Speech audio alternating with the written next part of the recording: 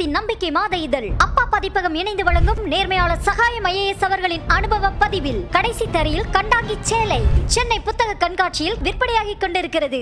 எடப்பாடி பழனிசாமி அவர்கள் செய்தியாளர்களை சந்தித்து வருகிறார். அதனை பார்க்கலாம். ஆளுநர் வாசிக்காத உரை, சட்டப்பேரவைத் தலைவர் வாசித்த உரை, அதற்கு பதிலளிக்கின்ற விதமாக பல்வேறு கருத்துக்களை பதிவு வைத்திருக்கின்றார். திராவிட முன்னேற்ற கழக ஆட்சியிலே கொண்டு வந்த சில திட்டங்களை கூறிவிட்டு 2021 சட்டமன்ற பொதுத் தேர்தலின் போது திராவிட முன்னேற்ற கழக கட்சியின் சார்பாக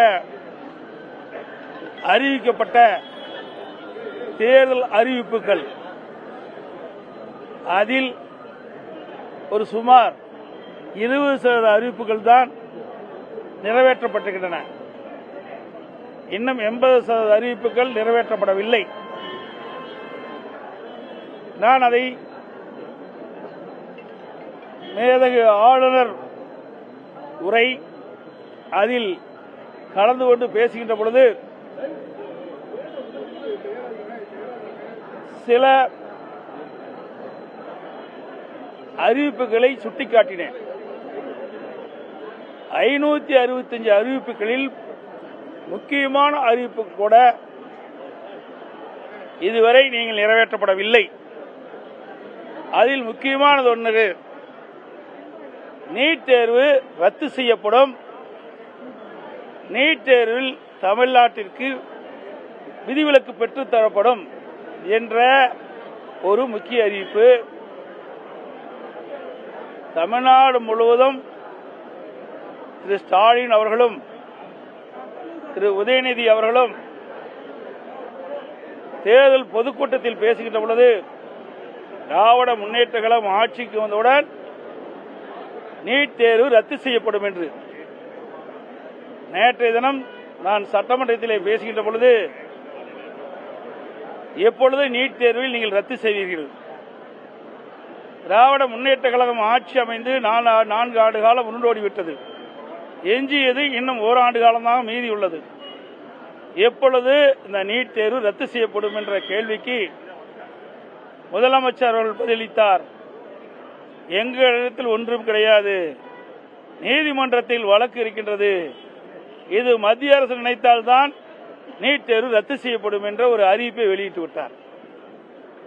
கையை விரித்து விட்டார் நீட் தேர்வுக்கு. 2021 சட்டமன்ற பொதுத் தேர்தலின் போது இளைஞர்களை ஏமாற்றி, பெற்றோர்களை ஏமாற்றி, நாட்டு மக்களை ஏமாற்றி, கவர்ச்சிகரமாக பேசி வாக்குகளை பெற்று ஆட்சி அமைந்த பிறகு இன்றைய தினம் எங்களால் நீட் தேர்வு ரத்து செய்ய முடியாது என்ற அறிவிப்பை வெளியிட்டு விட்டார்.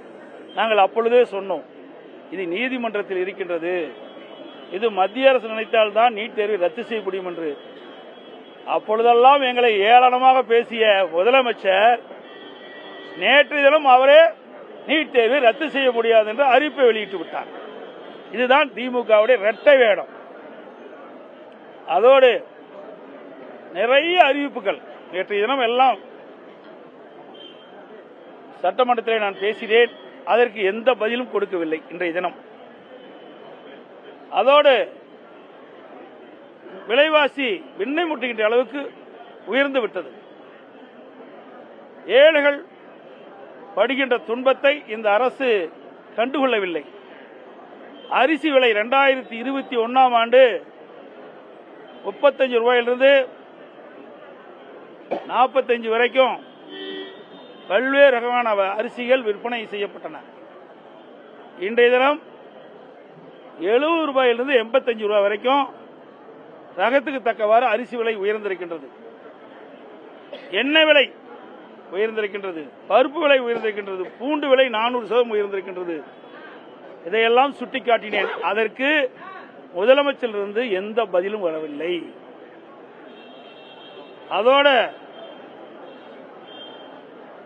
அவர் பேசுகின்ற பொழுது சொன்னார், நகர பேருந்தை பார்த்தால் மக்கள் ஸ்டாலின் பேருந்து என்று சொல்கிறார்கள். உண்மையில் அது ஒத்துக்கொள்ள வேண்டியதுதான். ஓட்ட ஓடுசல் பேருந்தெல்லாம் ஸ்டாலின் பேருந்து தான். ஓட்ட உடசல் பேருந்தெல்லாம் ஸ்டாலின் பேருந்து, அதுக்கு பொருத்தமான பேர் அவரே வச்சுக்கிட்டார். அங்கங்க வழியில் நிக்குது. சென்னையில் ஒரு பெண்மணி சீட்ல அமர்ந்துட்டு போகும்போது அடியில் இருக்கிற ஃபுட்பாத் கழட்டிடுது, அப்படியே நடந்து ஓடுறாங்க. அப்பேற்பட்ட பேருந்து ஸ்டாலின் பேருந்து தான். அருமையான பெயர் வச்சுக்கிட்டார். அதோட இந்த திராவிட முன்னேற்ற கழகம் ஆட்சிக்கு வந்த பிறகு கண்டமான பேருந்தை வைத்துத்தான் இயக்கிக் கொண்டிருக்கின்றார்கள். மழை வருகின்ற பொழுது பேருந்திலே பயணம் செய்கின்றவர்கள் குடைபிடித்துத்தான் பயணம் செய்ய வேண்டும். பேருந்துக்கு முழுமையான டயர் இல்ல, பேட்டரி இல்ல, மிக மோசமான நிலையிலே பேருந்துகள் இயக்கப்பட்டு வருகின்றது. பேருந்தில் ஏறி அந்த குறிப்பிட்ட இடத்திற்கு சென்றால்தான் உண்மை, இல்லைன்னா பாதியிலே நின்று நடந்துதான் போகணும். அப்படிப்பட்ட நிலைமை தான் இன்றைக்கு தமிழகத்தில் போக்குவரத்து துறை இருக்கிறது. போக்குவரத்து துறையில் இருக்கின்ற பணியாளர்களுக்கு இதுவரை பணப்பலன் வழங்கப்படவில்லை. அதையும் நான் தெரிவித்தேன்.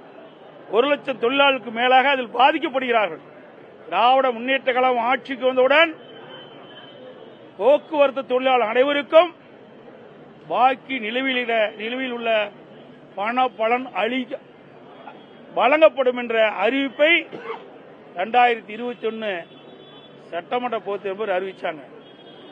அதோட பகுதி நேர ஆசிரியர்களுக்கு நிரந்தரம் செய்யப்படும் என்று அறிவிச்சாங்க.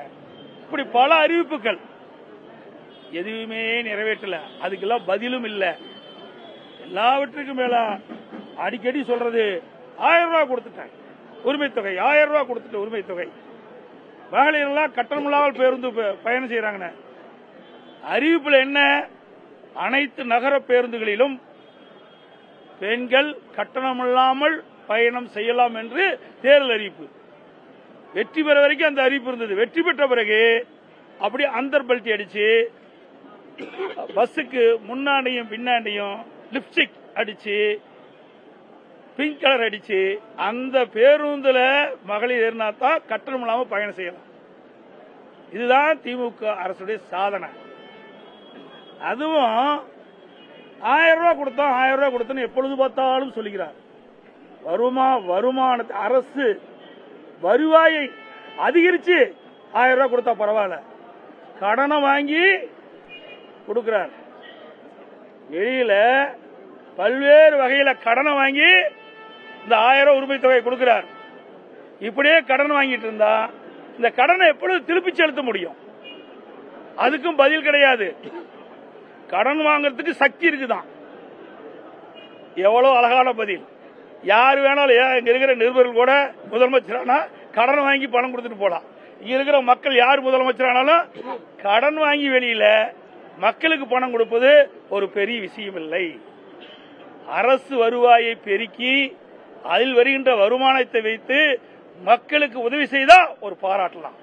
அதை விட்டுட்டு மாதம் கடனை வாங்கி மேலும் மேலும் மக்களுக்கு சுமத்தி இன்றைக்கு அவர் உதவி செய்வதாக நாடமாடுகின்ற அரசு ஸ்டாலின் மாடல் அரசு. அதான் நேற்று புள்ளிவரமா சொன்னேன். இந்த ஆட்சி ஏற்பட்ட பிறகு இது முக்கியமான ஜப்ஜெட்.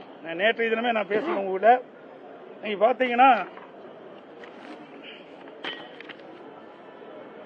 திராவிட முன்னேற்ற கழக ஆட்சிக்கு வந்த பிறகு அதிமுக ஆட்சியில் 2021 அதிமுக ஆட்சி இருந்தபோது இருக்கின்ற வருவாயை காட்டிலும் பெட்ரோல், மதுபான வகையில், ஜிஎஸ்டி வகையில், ஸ்டாம்ப்ஸ்ல, கலால் வரியில, வாகன வரியில 1,10,894 கோடி 2024-25 வந்திருக்குது.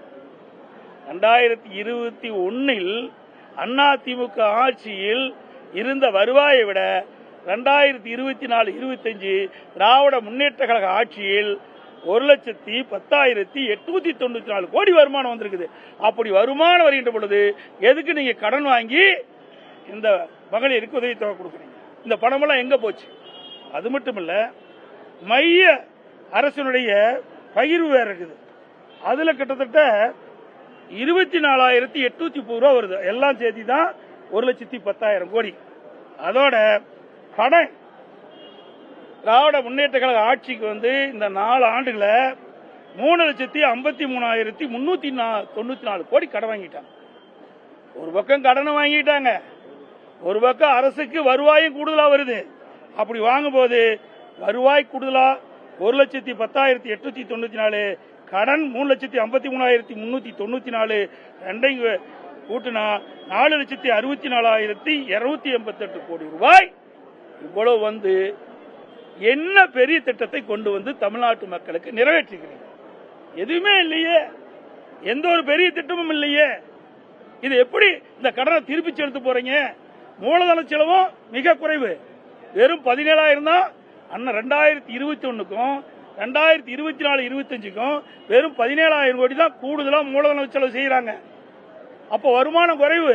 2021ல 2024-25 திராவிட முன்னேற்ற கழக ஆட்சியில வருமான அதிகரிப்பு, கடனை அதிகமா வாங்கியிருக்கிறீங்க, மூலதன செலவு குறைவு. அப்படி இருக்கும்போது எப்படி வாங்கி கடனை திருப்பி செலுத்த முடியும்? அத்தனையும் வருவாய் செலவு. வருவாய் செலவு அதிகமாகி போச்சு, இனி அது திரும்பி வராது. ஆனா மூலதன செலவா இருந்தா அதிலிருந்து வருகின்ற வருவாய் கடனை கட்டலாம். எது சொன்னா இதுக்கும் பதில் இல்லை. இப்படிப்பட்ட ஆட்சி தான் அலங்கோல ஆட்சி. அதோட சாதனை சொல்றார், மிகப்பெரிய சாதனை படைச்சிருக்கிறார். இந்தியாவிலேயே பல மாநிலம் இருக்குது, எல்லா மாநிலத்தை காட்டிலும் தமிழ்நாட்டில் கடன் வாங்குவதில் முதல் இடம் தமிழ்நாடு.